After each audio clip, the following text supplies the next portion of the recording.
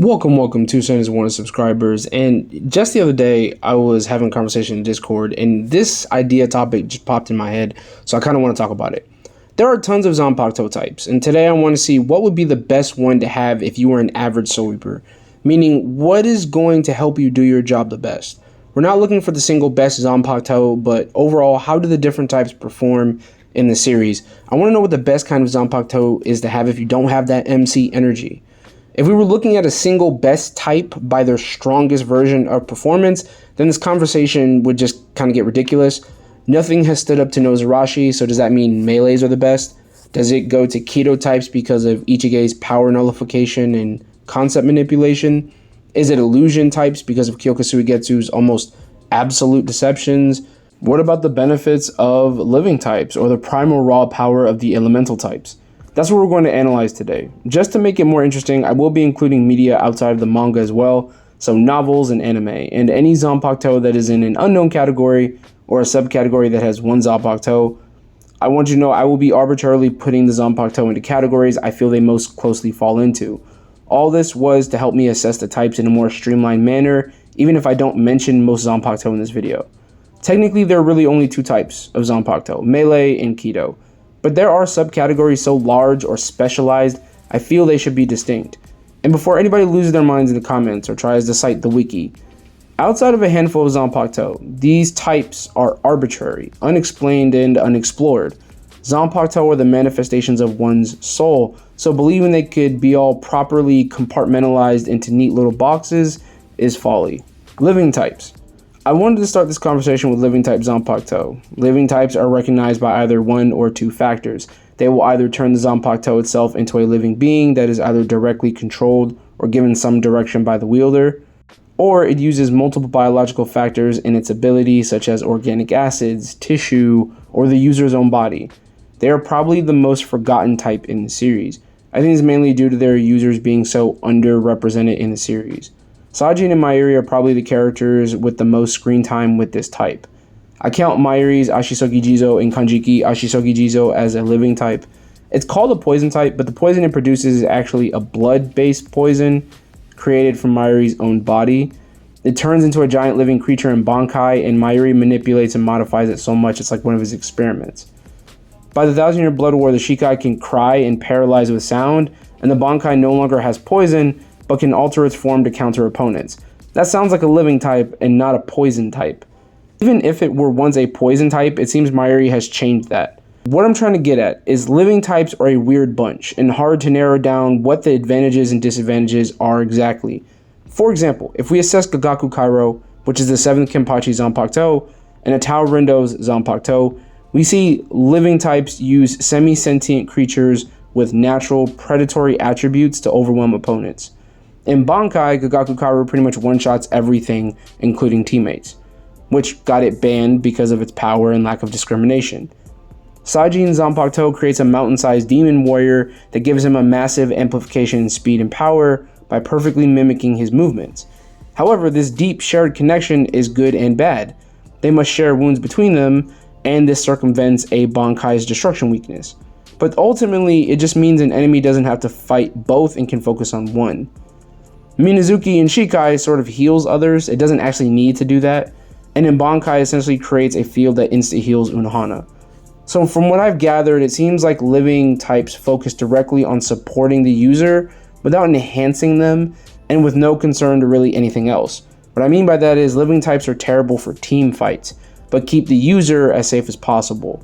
Just think about how terrified Ikkaku, Yumichika, and Hanataro were when they thought Mayuri would release his Bankai. Or how Iba and Ikkaku needed to get out of Kokujo Tengemyo's way from how much power it outputs. Or the scariest one, Gagaku Kairo. This group is just not good for team fights. Kido type Zanpaktou, I have a feeling, will be most people's choice. Just a prediction. Kido type Zanpaktou are built around hacking the world and trying to defeat an opponent without needing to put in much effort. These rely on casting spells, manipulating concepts, or making fantasy reality. Truly, some of the most powerful Zanpaktou we have seen are Kido type. Ichimonji, Suzumebachi, Katsunkyo Kotsu, Sogyo no Kotowari, Kinshara, and more. These Zanpaktou come with loads of advantages that are obvious, but what about drawbacks? Well, that's pretty circumstantial to the Zanpaktou itself. The weaknesses to the Zanpaktou are the hacks themselves. They have intentional design flaws. Katen Kyokotsu doesn't discriminate between friend or foe, while simultaneously also forcing Shunsui to participate in the games and rules. Suzumebachi is 2 stings 1 kill, but it has to be the same spot, while leaving Soifone open to counters because she has no defense.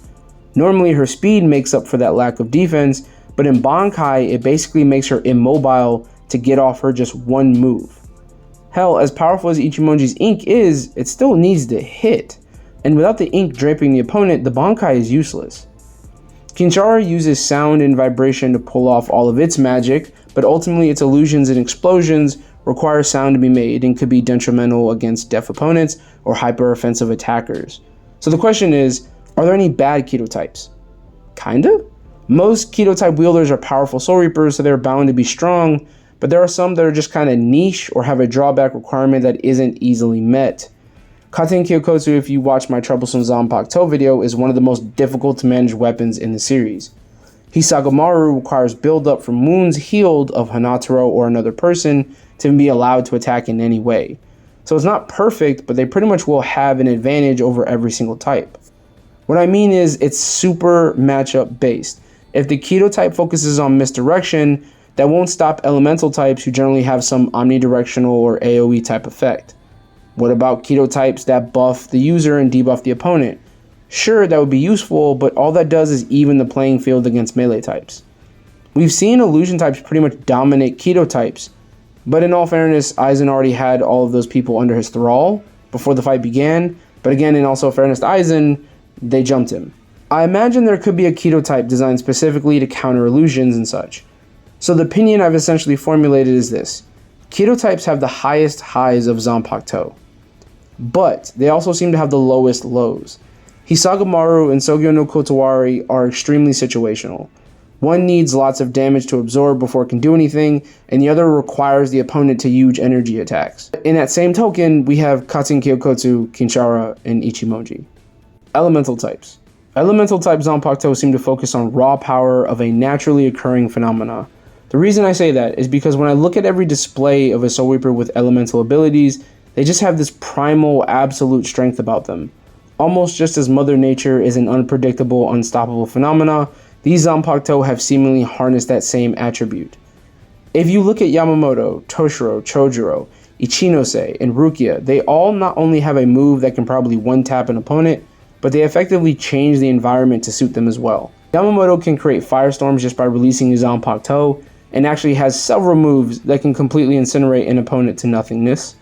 Chojuro and Toshiro can change the weather to give themselves more ammunition and an attack that combos with it. Rukia completely disturbs the environment, going as far as to cause earthquakes when she starts cooling down, and when she reaches absolute zero, she can stop every molecule and atom in the surrounding area. Kayen's Nejibana doesn't have all the other cool stuff, but its strong jets cause it to be overwhelming in force on impact. It's based on the raw power of moving water. Zenosuke's Earth Zanpaktou rips the ground apart to create its attacks, while Nijigasumi uses light itself to sunder opponents. Tachikaze, Tengumaru have explosive power in almost every hit, so much so that nothing seems to be able to withstand it when they cut loose. Elemental types don't seem to have many drawbacks. They do seem to have a harder time fighting if the environment is against them. Some have a way to change that in their favor, like Ryuji and Jaka, or circumvent it like Nijigasumi. They also struggle if the opponent themselves has the same element or an element that counters theirs. Toshiro actually gives us both examples. His Zanpaktou is rendered almost useless when Zanko no Tachi burns up all the moisture in the air. And when facing an opponent who can change the state of water as well as he can, it caused him to struggle quite a bit. As Bleach does have its own physics, I also imagine you could probably ground lightning and suffocate flame. The elemental Zanpaktou seem to be well-balanced Zanpaktou, offering attack, defense, and support options. Illusion types. The illusion type Zanpaktou has little representation on this list, really only being Sakanade and Kyokusugetsu. Both are owned by pretty powerful users and have some cool showings in Bleach. Their power is ensnaring the senses that all living creatures rely on to interpret their world, and twist them into the caster's advantage or the victim's disadvantage. Although again we only have 2 real examples, the method of trapping senses seems to be as deceptive and sneaky as the ability itself. using one's sensing method like the olfactory or the optical to invade the brain and cause the target to hallucinate. The usage and efficacy of the illusions become more useful the more opponents they affect, which makes the team battle its peak performance and its biggest advantage over the other Zanpaktou types. But ultimately, they are only illusions. The illusion cannot necessarily attack or defend on their own, but in rare cases, it may be possible to get an opponent to hurt themselves, or if a result of the illusion is quote-unquote damage, then it may be possible. An example would be Kinshara Butoden's version of illusions. If the target, however, has a way of dispelling the illusion or to upturn an entire battlefield with an attack, there isn't anything the user can really do about it. We have seen that sufficient firepower is a good counter to illusion types. Bambia turned Shinji into charcoal with a quick arcing blast. Aizen himself would have been charcoal from Inetsuji Goku if not for Wonderwise. This makes illusion types a great matchup against melee and most living type Zanpaktou, but bad matchups to elemental types. I would say they run neutral against Kido types. I say that because the Kido type they could run into could be a direct counter to illusions or wholly weak to illusions. The matchup essentially determines how good it is. Lastly, melee types. Melee types are deceptive in their name. Melee usually has to do with weapons that are used in a skirmish or in tight spaces, like swords, hammers, spears, and the like. These would be Zanpaktou like Zangetsu, Hazuki Maru, Nozarashi, Haguro Tombo, Kubikiri Orochi. But then there are melee types that use projectiles or have a way to hit from a ridiculous distance, like Shinzo, Sunzaki Kagarasu, Senbon Zakura, and to a degree Kazashini. Kazashini is also in that weird place of not really being a melee type in Bankai, but I can still see an argument for why it's still a melee type in Bankai. And a third subtype that enhances physicals. But the similarities in this class are all pretty obvious. This entire class is about dealing direct physical damage or increasing the physical stats to increase the damage a user can do. It seems this is mainly by increasing the size and density of the weapon itself while remaining relatively weightless to the wielder, which allows them to generate more power when swung. It also achieves damage through unusual weapons like Kasurigama, 3-part staff spears, or flying razor blades. Another way is the Zanpaktou will increase physical stats of the user like Tensa Zangetsu or Kenny's unnamed Bankai do. Hell, even Ryomen Hazuki Maru builds its attack power by actively sacrificing defense and structure. Melee type Zanpaktou are one-trick ponies with a very direct method of combat. No tricks, just all power, which is their detriment. The hyper-focus on offense leaves them lacking in other areas. Shinzo's distance and speed are terrifying, but its drawback is the base being a wakizashi to increase its deception, which leaves its defense lacking. Tensa Zangetsu and Zaraki's unnamed Bankai give such a power increase, there is an ever-present danger of them being crushed by their own power. Now, I only say hyper-offensive solely because we haven't seen a shield Zanpaktou. If there ever was one, I imagine it would be the best defender of any Zanpaktou. Senbon Zakura sort of fits this description, but it's a balanced melee type who, in its two strongest forms, forgoes all defense for offense, so definitely not a defensive-oriented one. So against living type Zanpaktou, I can see melee types going pretty even in performance. The hyper-offensive nature of it would allow it to blow through most of the living types we've seen, but this lack of defense may be a detriment against other types. Kido and illusion types are all about hacks, which is usually meant to avoid direct combat, which means it would lose to them. Elemental types offer balance and power, so it could be a good matchup if they can avoid getting caught, but without a real advantage, they lose most of the time to elemental types. Results. So to be honest, I really don't know which one's best. After going over these, I would probably go with elemental types because of the balance.